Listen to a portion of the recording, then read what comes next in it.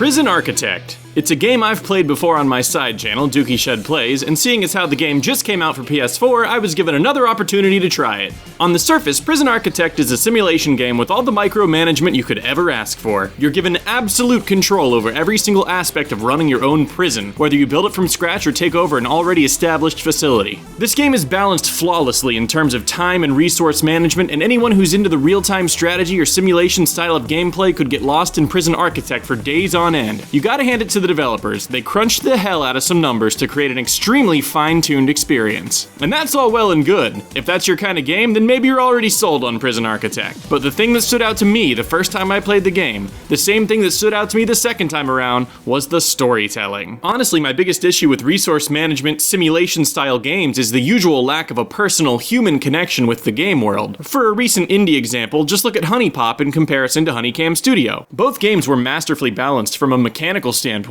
but Honey Pop immediately established a personal connection with the characters that lasted through the entire game, while the sequel was really more about the frantic hustle of running your own operation, but lacked the personal touch of getting to know the characters. It's one thing to create a simulation that runs like a well-oiled machine, but for me, it was Prison Architect's story mode that really got my attention. It also helped that these stories served as tutorials to teach you about the many tools at your disposal for managing your prison. At first, it seems like pretty standard stuff. You're introduced to your prison, your boss, and your first task. Build an execution chamber for a man guilty of a double homicide. This immediately grabbed my attention, because all I'd seen up to that point was the somewhat cartoonish prison setting occupied by the minimalistic character sprites. It's a dark affair, building the very room where a man and probably many others are going to be killed. But hey, this is Prison Architect. What did you expect you'd be doing? The game proceeds to preoccupy with a lot of the technical basics of construction, foundations, walls, zoning and such, which does well to take your mind off of the grim nature of your task. Oh, but fear not, because it's about to come back with a vengeance. What happens next is something I never would have expected from this type of game. We're brought into the cell of the man who's about to be executed. We're given the backstory and morbid details of his crime. We're given different viewpoints from the characters that interact with this fellow that bring these little minimalist character models to life in a meaningful way. The game starts to make you question whether what you're doing is right or wrong. But hey, you're just following orders. It's not like you have any say in the matter. But before you have the privilege of frying this dude, there's just one more task to complete. You've got to hook up the electricity. You literally have to plug in the electric chair that's going to be used to execute this guy in like 5 minutes, and that right there is what makes Prison Architect so damn cool. This game successfully takes a completely soulless task, hooking a room up to a power source, and makes it incredibly personal. This man's life is in your hands. Is there anything you can do about it?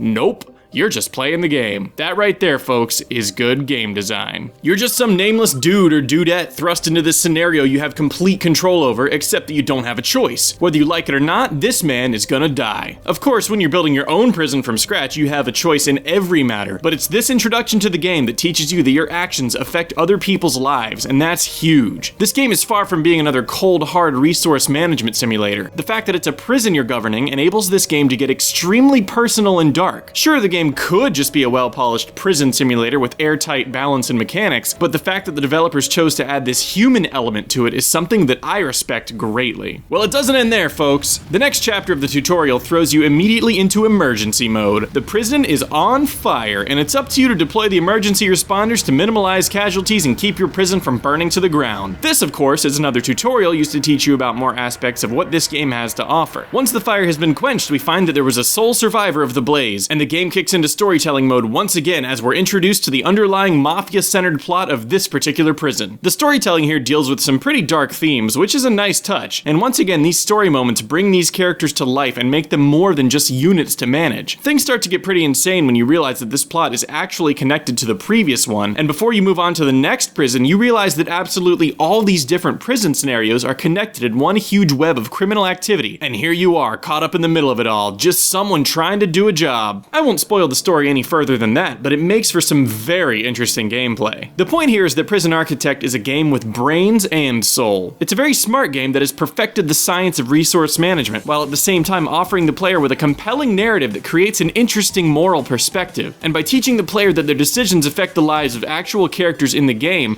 shapes you into something more than just a results-obsessed min-maxing number cruncher. It teaches you that you should be treating your prisoners like people. Or maybe not. The choice is yours, really. Run your prison however the hell you want. That's the beauty of it. Overall, Prison Architect offers so much more than your average simulation game. The way the game connects you to the events that unfold feels very powerful and human, which is something hard-earned in most games. If you're interested in this game, there's a link to it down in the description of this video. Go on and check it out!